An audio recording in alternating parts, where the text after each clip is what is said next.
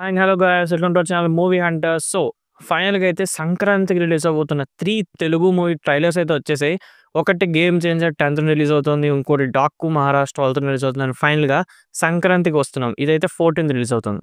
యాక్చువల్‌గా అయితే ఈ సంక్రాంతికి మన చిరంజీవి గారి 'విశ్వంబర' రిలీజ్ అవ్వాలి. కానీ అదేంటంటే మన 'దిల్ రాజు' గారు మాట్లాడి అది 'గేమ్ చేంజర్' కోసం పోస్ట్‌పోన్ చేయించారంట. యాక్చువల్‌గా అయితే 'విశ్వంబర' రిలీజ్ అయ్యుంటే 25 ఇయర్స్ బ్యాక్ కాంబినేషన్ రిపీట్ అయ్యేదంట.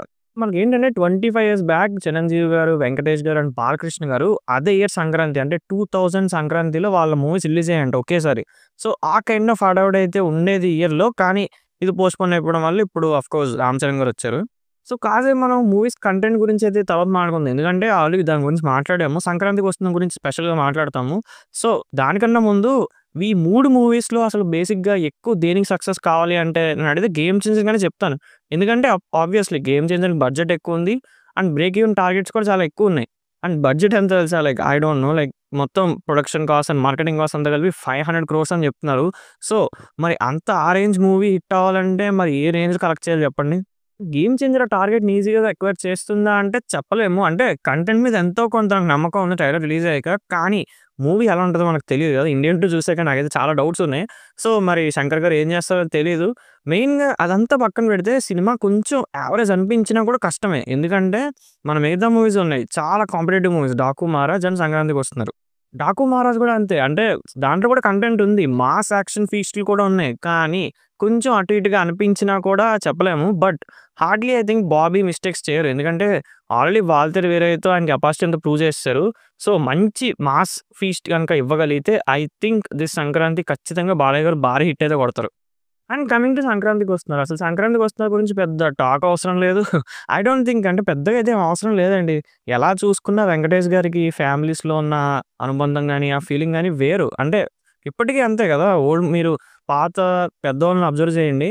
వాళ్ళు ఎప్పుడు టీవీలో వచ్చినా కూడా 'నువ్వు నాకు నచ్చావు', 'మల్లేశ్వరి' అవే రిపీట్ చేసుకుంటూ చూస్తా ఉంటారు. ఆఫ్‌కోర్స్ 'త్రివిక్రమ్' గారి హ్యాండ్ ఉందనుకోండి. బట్ స్టిల్ వెంకటేష్ గారి మూవీస్‌కే చాలా ఎక్కువ ప్రిఫరెన్స్ ఇస్తారు ఫ్యామిలీస్ అందరూ. సో, ఆయనకిది చాలా చాలా మంచి అవకాశం.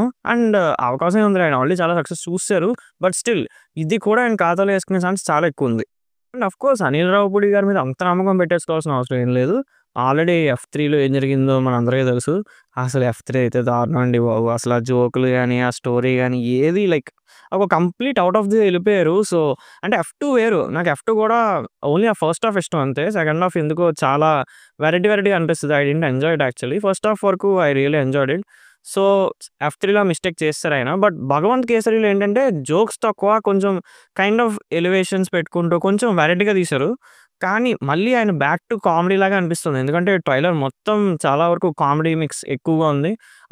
వైఫ్ అండ్ హస్బెండ్ అండ్ ఆ ఎక్స్ గర్ల్ ఫ్రెండ్ ఆ కైండ్ ఆఫ్ బేసిక్‌గా 3 love stories kind of stuff అనమాట. సో, ఎలా ఉంటది అనేదైతే చూడాలి.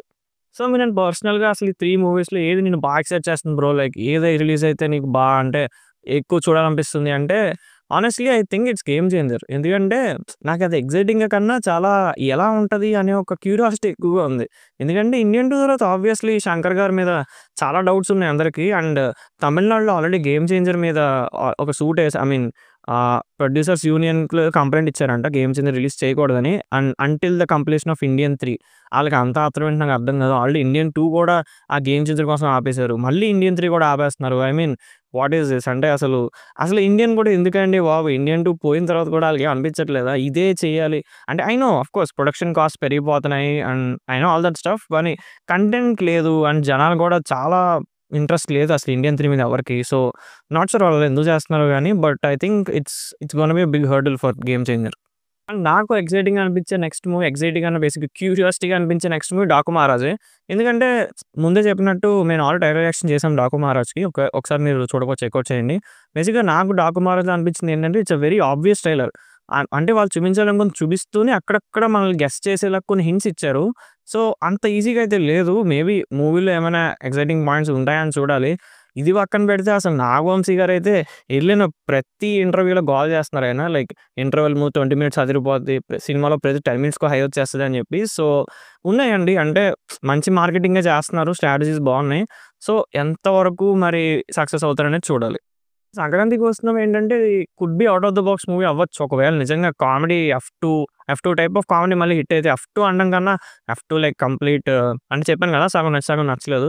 మేబీ 'సుప్రీం' 'పటాస్' ఆ కైండ్ ఆఫ్ అనిల్ రావిపూడి గారైతే నాకు 'పటాస్', 'సుప్రీం' చాలా ఇష్టం. 'రాజా ది గ్రేట్' కూడా కొన్ని సీన్స్ వరకు ఓకే. సో, ఆ కైండ్ ఆఫ్ అనమాట. సో, ఆ కైండ్ ఆఫ్ అనిల్ రావిపూడి గారు మళ్ళీ కొత్తగా దిగితే మాత్రం ఖచ్చితంగా out of the box movie అయిద్ది. లేదనుకుంటే మాత్రం ఏముండదండి. స్టోరీ పెద్దగా ఏముండదు. చాలా లాజిక్‌లెస్ సీన్స్ ఉంటాయి. ఏదో రాండమ్ క్యారెక్టర్స్ వచ్చి కామెడీ చేసి ఎళ్ళిపోతూ ఉంటాయి. మన 'ఎఫ్ 3' టైప్ సినిమా అయితే మాత్రం నేను చూడలేను. సో, నాకైతే ఇది అంతగా ఎక్సైటింగ్‌గా అనిపించట్లేదు. బికాజ్ స్టోరీ వైస్ అయితే చాలా సింపుల్‌గా ఉంది. ట్రైలర్ కూడా. సో, చూడాలి. So, thoughts all for the video guys. ఈ 3 మూవీస్‌లో మీకు ఏ మూవీ చూడాలని చాలా ఎక్సైటింగ్‌గా ఉందో కింద కామెంట్స్ అయితే మెన్షన్ చేయండి. అండ్ అలాగే ఈ వీడియో గనుక మీకు నచ్చినట్టయితే లైక్ చేయండి. మీ ఫ్రెండ్స్ అండ్ ఫ్యామిలీతో షేర్ చేయండి. అండ్ అలాగే మా ఛానెల్ సబ్స్క్రైబ్ చేసుకోవడం మాత్రం అస్సలు మర్చిపోకండి. మేము ఇంకా క్రేజీ మూవీస్‌తో మేము ముందుకొచ్చేస్తాం. Signing off team movie hunters.